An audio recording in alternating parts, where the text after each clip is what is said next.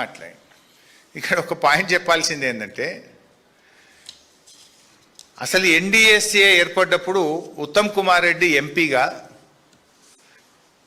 ఆ స్టాండింగ్ కమిటీలో ఈయన మెంబర్ ఉత్తమ్ కుమార్ రెడ్డి గారు. ఇదే ఉత్తమ్ కుమార్ రెడ్డి గారు ఎన్డీఎస్ఏ అనేటువంటిది రాష్ట్రాల హక్కులు కాలరాయడమే, అసలు ఎన్డీఎస్ఏ ఏర్పాటు చేయడం తప్పిదనము, ఇది రాష్ట్ర హక్కుల్లో చొరబడమే, దిస్ ఇస్ ఆన్ రికార్డ్. రాతపూర్వకంగా ఇచ్చిండు ఉత్తమ్ కుమార్ రెడ్డి. ఎన్డీఎస్ఏ ఏర్పాటునే తీవ్రంగా వ్యతిరేకించిండు ఉత్తమ్ కుమార్ రెడ్డి. ఇప్పుడు ఆయన గారికి ఎన్డీఎస్ఏ బైబిల్ అట, ఖురాన్ అట, భగవద్గీతనట.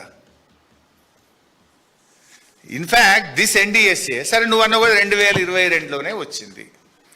2022లో మన మేడిగడ్డ మీద రిపోర్ట్ ఇచ్చిన ఎన్డీఎస్ఏ చైర్మన్ చంద్రశేఖర్ అయ్యర్, అతుల్ జైన్ వీళ్ళిద్దరూ పోలవరం ప్రాజెక్టులో పనిచేశారు. వీళ్ళిద్దరూ పోలవరం ప్రాజెక్టులో పనిచేసినప్పుడు పోలవరం కొట్టుకుపోయింది. 7,000 కోట్ల రూపాయల నష్టం జరిగింది.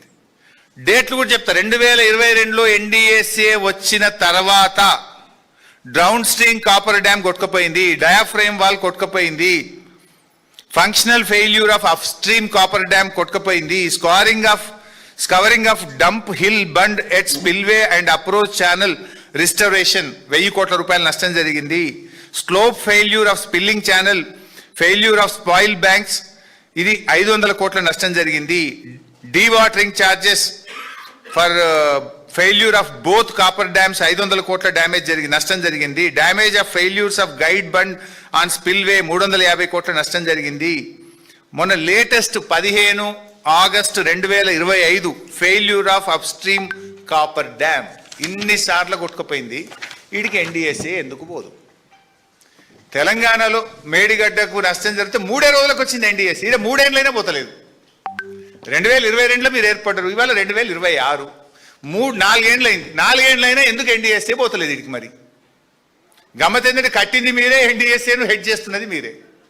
ఈ పోలవరం కట్టినటువంటి చంద్రశేఖర్ అయ్యర్ ఎప్పటి నుంచి ఎప్పటిదాకా పనిచేసిండు అంటే పోలవరంకు 2019 నుంచి 2022 డిసెంబర్ అంటే ఆల్మోస్ట్ 2023, 2019 నుంచి 2023 దాకా పోలవరంను కట్టించింది చంద్రశేఖర్ అయ్యర్. ఈయననే ఎన్డీఎస్ఏ ఒక రిపోర్ట్ ఇచ్చింది. ఇంకొక ఆయన అతుల్ జైన్, ఈయన కూడా పోలవరం ప్రాజెక్టులో 2024 జూన్ దాకా పనిచేసిండు. ఈయన ఫైనల్ రిపోర్ట్ ఇచ్చింది. నేను అడుగుతున్నా, మరి మీ రిపోర్ట్లు మీరే ఇచ్చుకోవాలి కదా. మరి పోలవరం కట్టింది మీరే, కూల్చింది మీరే, మీ హయాంలోనే కూలింది, మరి ఈడికి కూడా ఎన్డీఎస్ఏ రిపోర్ట్ ఇవ్వాలి కదా.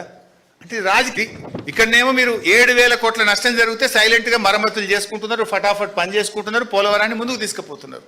కానీ కాళేశ్వరం లేని పండబెడుతున్నారు.